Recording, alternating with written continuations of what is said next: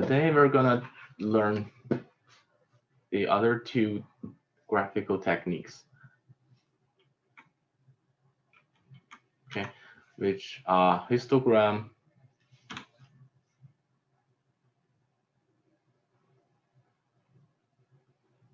and ogive diagram. So pay attention. These are the most important parts in the first half of Unit 3. Okay, so please listen carefully. Okay, first of all, let's discuss the histogram, what it is and what it can be used for. Okay, suppose we have 200 telephone bills. I'm going to use this example to illustrate the histogram. Okay, suppose here we have 200 telephone bills from new residents. And these data are illustrated as follows. So usually we want to check the distribution of the data, right? So by distribution, I mean, usually we want to see which part of the data tends to have the most observations, right? So an intuitive thought could be we can design different bins and the length of each bin are the same and put all the data or assign each data into different bins, right? For example, 0 to 10 and then to 20, 30, 40, 50, 60, 70, etc., right? So we can calculate the number of observations that falls within 1 to 10. Suppose we have some numbers of observations here, and some observations here, and some observations here, and some observations here, etc. Right? So in this way, because the length of each interval is the same, so this illustrates the distribution of the whole data to some extent, right? So this is the concept of histogram. So only thing we need to pay attention to is how to divide the data. That means how do we design the bins, right? Okay, so let's have a look at the whole procedure to draw the histogram, okay? First of all, we need to decide the classification. In this example, we have 200 observations, right? So to decide the classification, there are two methods. Method one is to use a rule of thumb in the following table, okay? That means this table. Okay, this table tells us usually when you have less than 50 observations, you can divide your data into 5 to 7 classes. Or sometimes you have 50 to 200 observations. In this case, you can divide your data to 7 to 9 classes. Or if your data is 200 to 500, you can divide them into 9 to 10 classes, etc., right?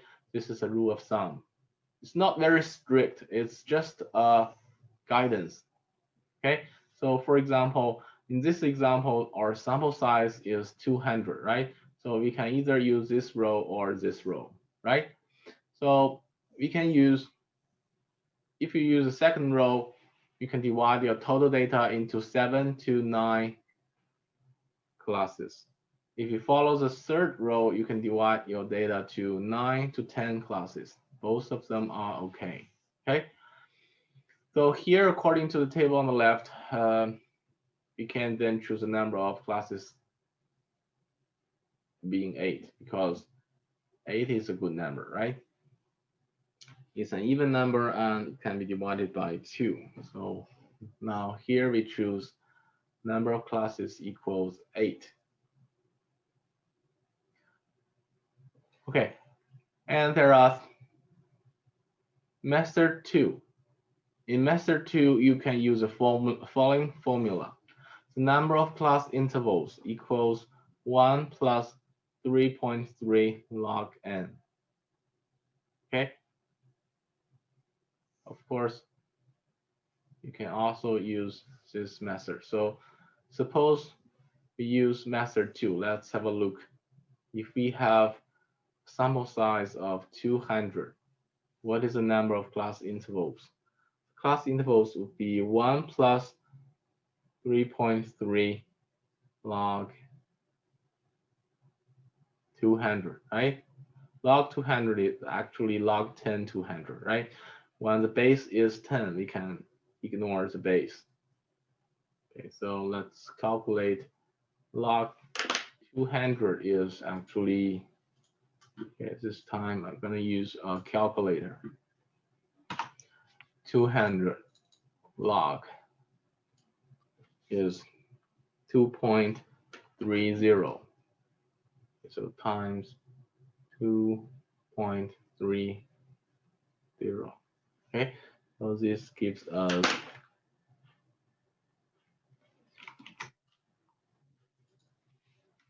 times 3.3 plus 1. So you can see that we have number 8.59.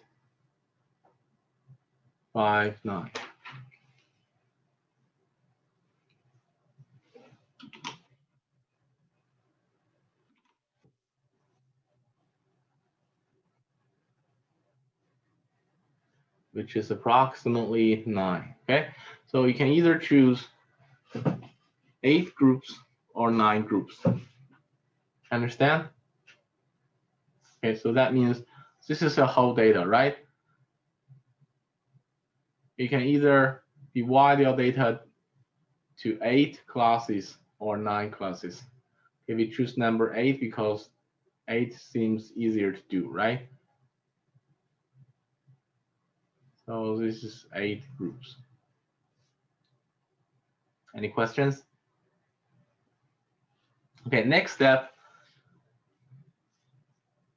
Once we have determined there are 8 groups, next we need to determine the length of each class, right? Okay, to determine the length of each class, first of all, you need to calculate the range. The range of the data is defined as the largest observation minus the smallest observation. Okay, so in this example, the largest observation is 119.63. The smallest observation is 0. Remember, it denotes, remember that we collect all the telephone bills, right? So there are no negative numbers. The smallest observation is here, here, here, or here, etc. So the smallest observation is 0. Largest observation is 119.63. Okay, so the range is 119.63 minus 0, which is 119.63. This is range. Okay, so the length of each class is range over the number of classes. This is very easy to understand, right? So this is the smallest number, which is 0. This is the largest number, 119.63. And divided by the number of classes. Okay, here we have 8 classes, right? So the length of each class is, of course, 119.63 over 8. Right? Which is approximately 15. Do you understand? Okay, that means the first class is from 0 to 15, right? Next class is from 15 to 30. Third class is from 30 to 45. Next one is 45 to 60. Next one is 60 to 75. And next one is 75 to 90. Next one is from 90 to 105. And the last class is from 105 to 120. So in this way, we divide the whole range of the data into 8 classes. You understand?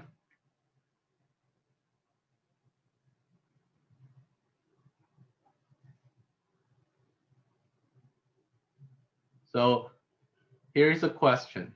Anything you should pay attention to here? Are there anything that you should pay attention?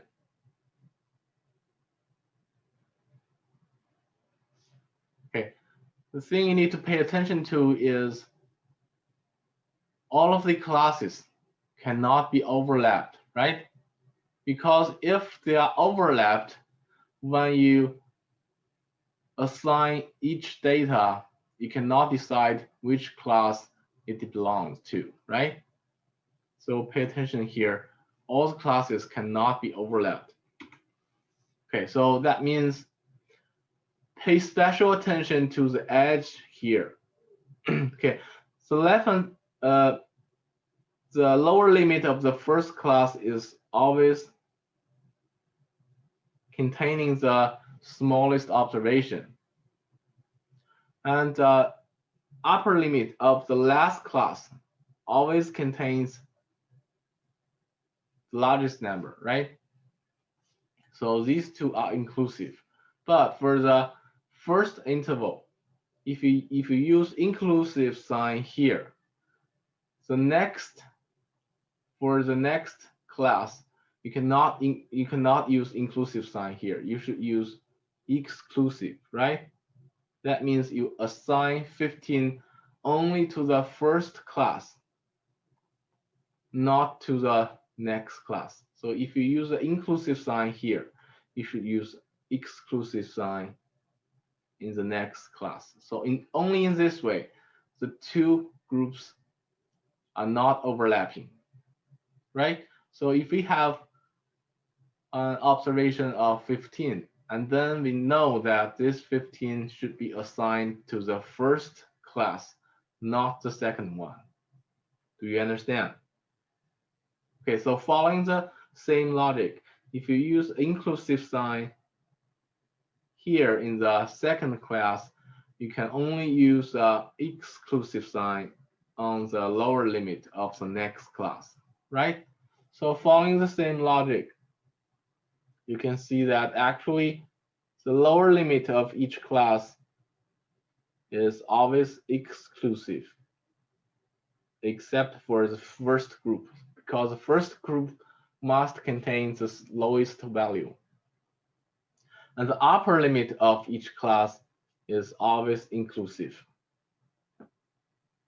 So only in this way that all the groups covered the whole range of the data, as well as there is no overlapping intervals, right?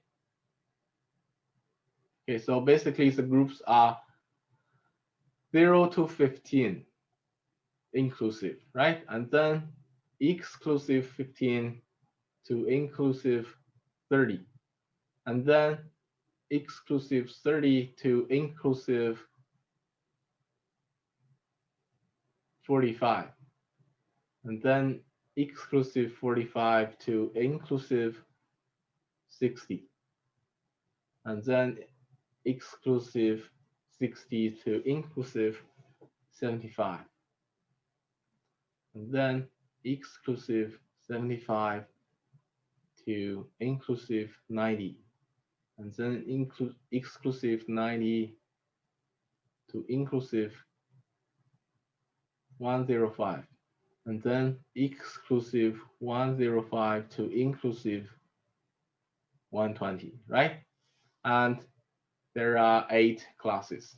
And in this way that we cover the first, we have covered the whole range of the observations. And second, there are no overlapping intervals.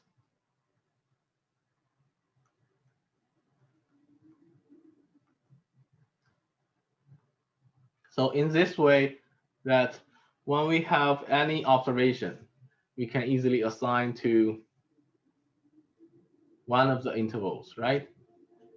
Suppose we have an observation 56.1. So which interval should we assign it to? We should assign this data to this interval, right? So following the same way, we can assign the 200 data into different intervals, right? Can you follow me? And after that, we can use the frequency of each class to draw the histogram. Understand? Okay. I'll show you how to do this.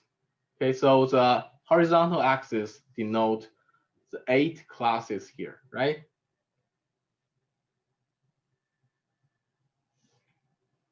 And the vertical axis means the frequency of each class, right?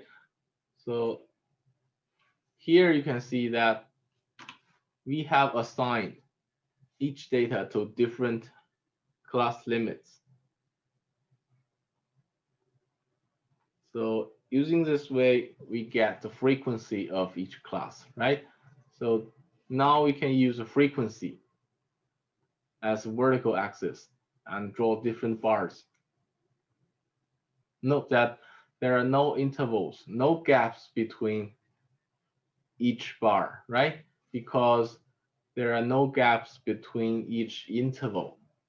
So there is a little difference between the bar chart and histogram.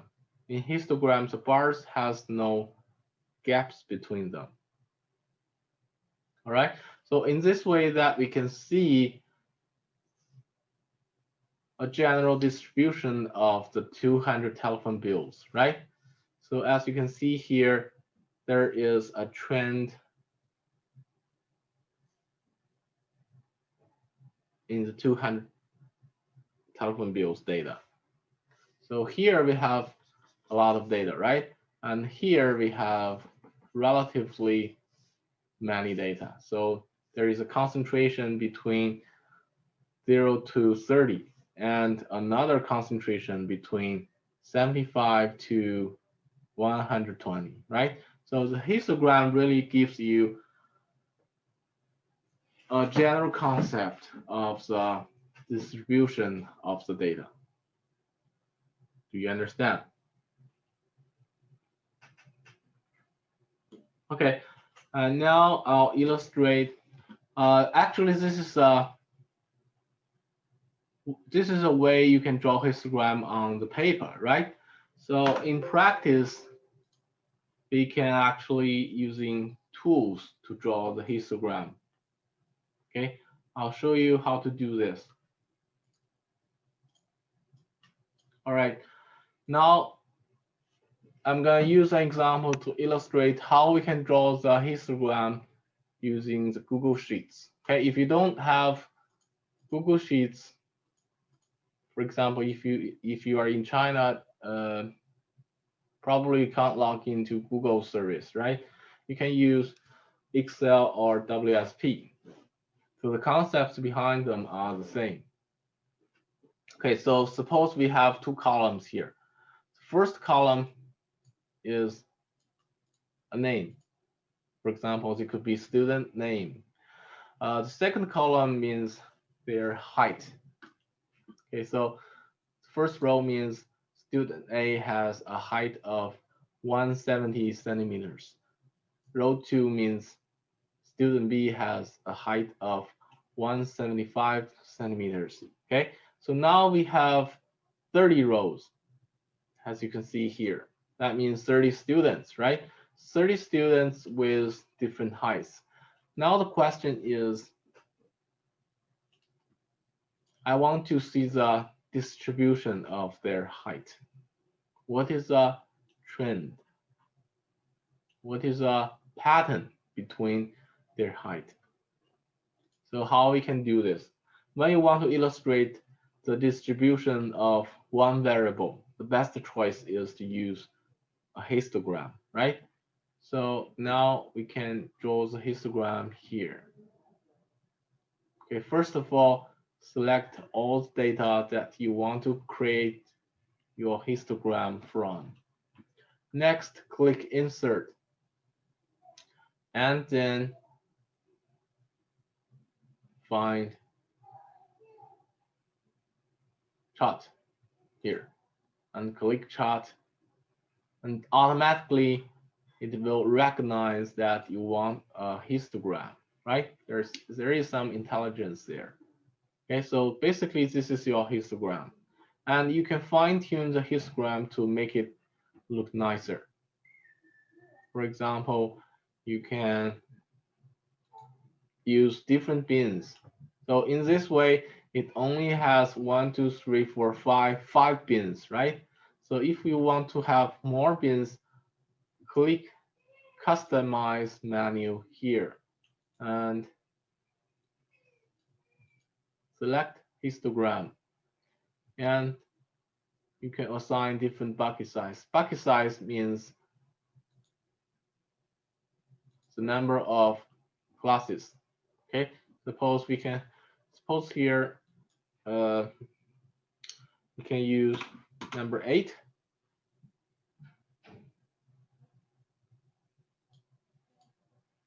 Oh, sorry. Bucket size means the size of each interval. So usually we'll leave it auto. Or you can try different bucket size. For example, you can try 5. When the bucket size is smaller, you have more intervals, right? Or you can have 8 or 10.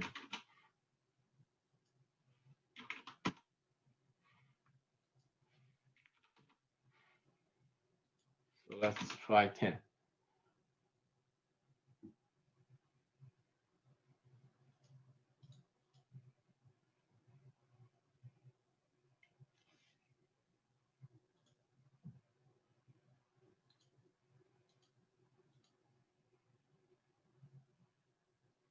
Okay, so as you can see here, it's much quicker than we draw it on the paper, right? So in your exams, you're not allowed to use computer. You should be able to draw it by your own on your piece of paper, right? And remember that there will be a project in this class. So in that project, you can choose either way. You can draw it on a piece of paper or you can draw it with the help of a computer. So it's your choice.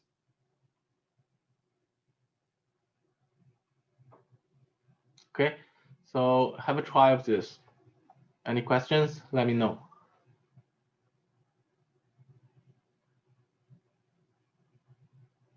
Okay, I'll give you 5 minutes to have a try of the histogram. Okay.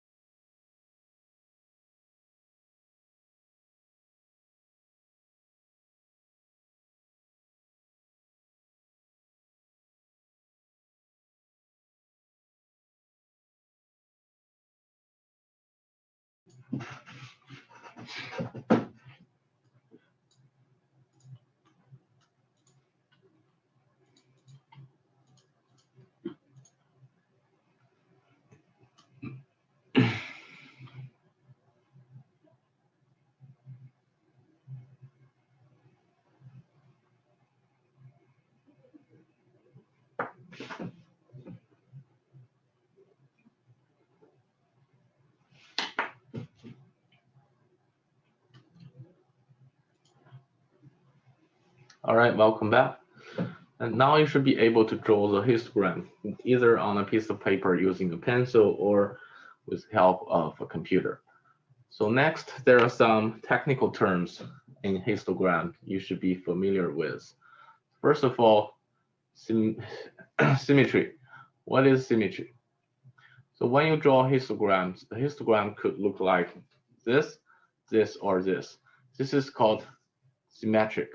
A histogram is said to be symmetric if, when we draw a vertical line down the center of the histogram, the two sides are identical in shape and size. So first concept is symmetry.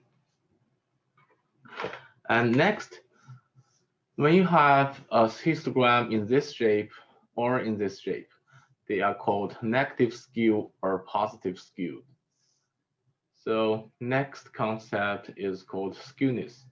A skewed histogram is one with long tail extending to either the right or the left. So first, let's have a look at this. This means it has a shape with tail extending to the positive side. So this shape is called positively skewed.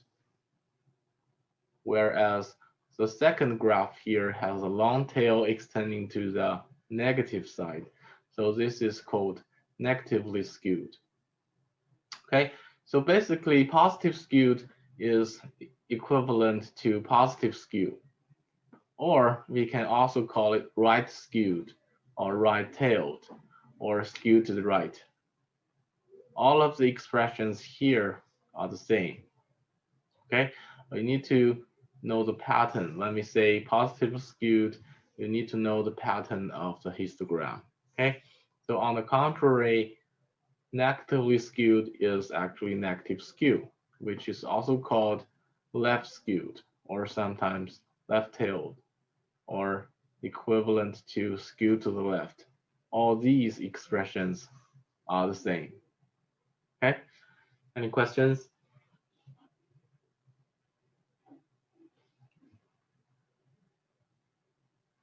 All right, if you have no questions, let's have a look at next slide.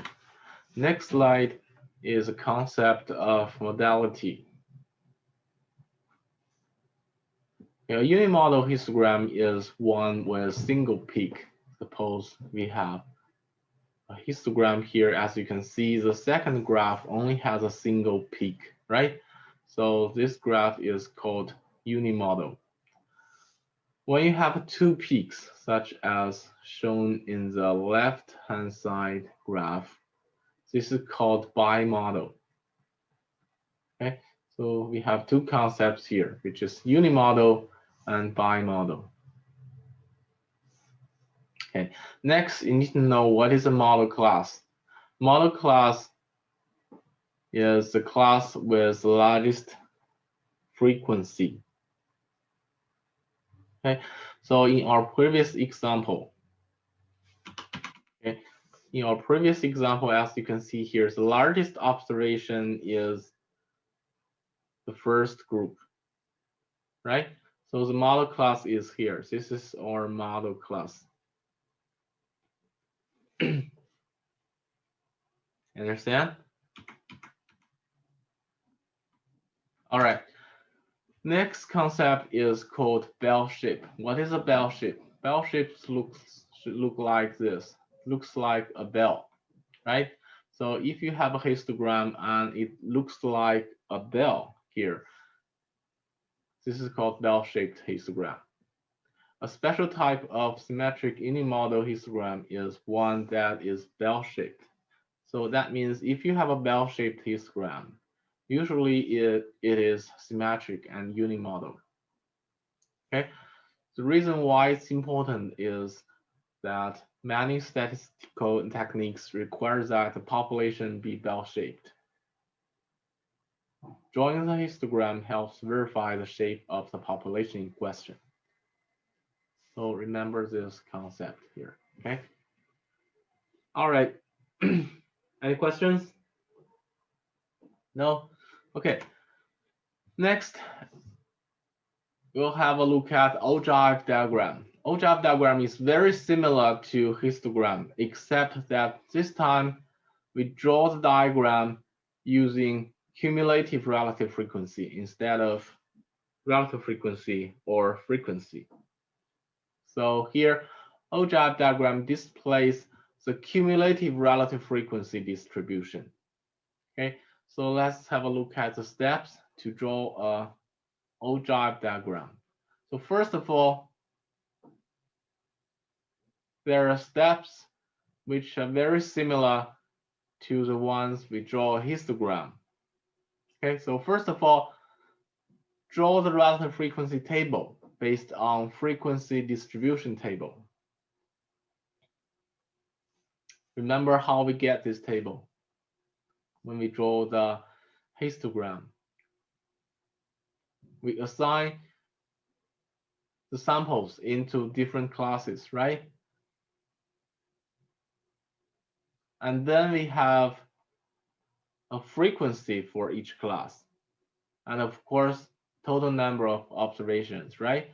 And for each group, we use frequency divided by the total number of observations. In this way, we get the relative frequency for each class, right? Okay, so again, there is a caution, no overlapping intervals, okay? Because if you have overlapping intervals, when a data comes on the edge or in the overlapped area, you cannot decide which class it belongs to.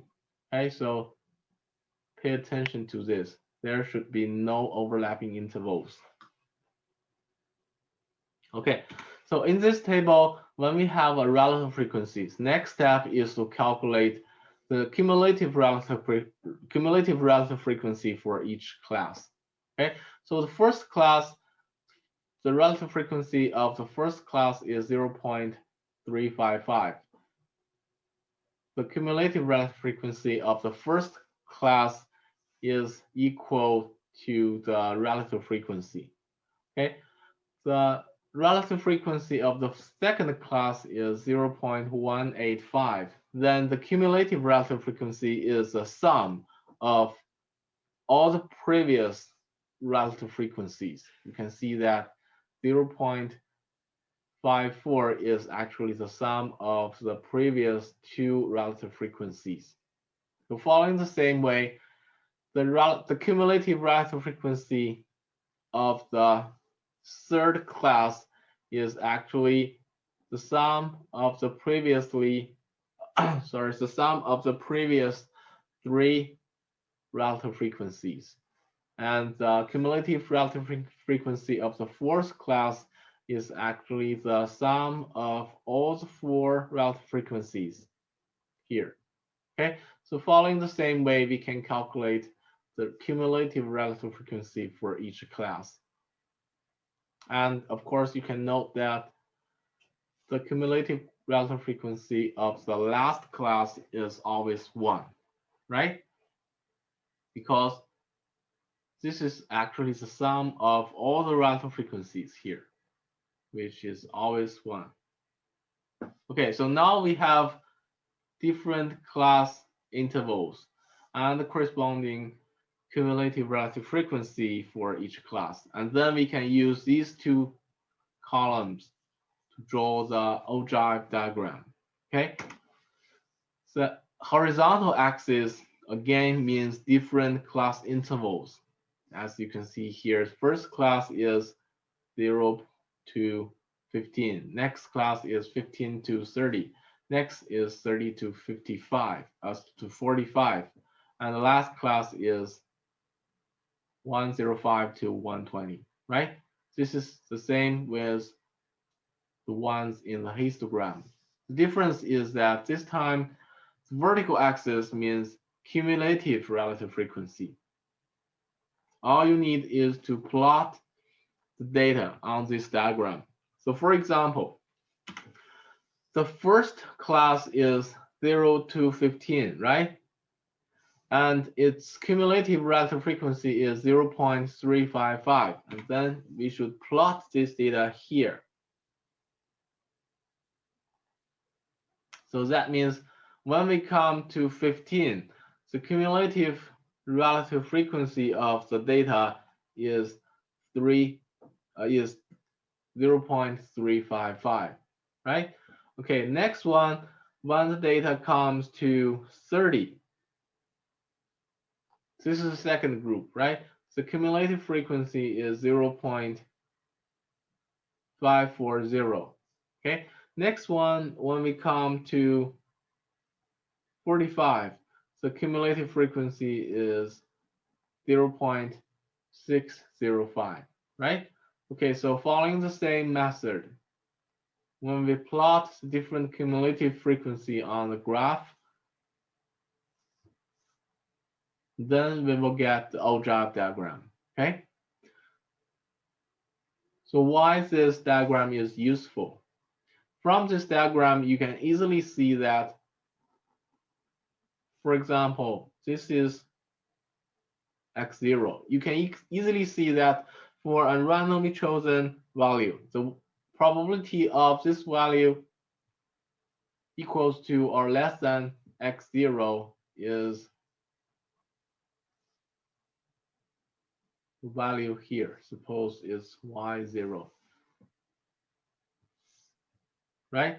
So from this graph, you can easily check this probability, right? For example, if you want the probability of x is less than 15, this is approximately 0.355, right? And if you want the probability of x equal to or less than 25, this value is actually here, right? All right, this is the first probability. This is the second probability you want. And if you want to check the probability of x being equal to or less than 50, first you'll find 50 here, and the corresponding vertical value is the probability you are looking for here, right? Okay, next, if you want to find x equal to or less than 75, first of all, you need to find 75 on the horizontal axis. And the corresponding y value here is the probability that x being equal to or less than 75, okay? Next, if you want to check the probability of x being to or less than 120, first of all, you can check 120 is here, right? And then corresponding vertical value, which is 1.0, is the probability you're looking for, right? So from the ogive diagram, it is easily that we can find the probability of x being to or less than a certain value, right? Whereas according to histogram, we can have an overall feeling of the pattern of the distribution of the data, right? So note the difference between these two graphs. Okay, any questions?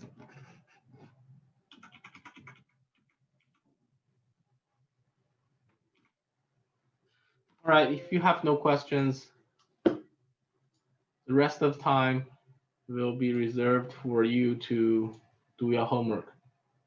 Okay,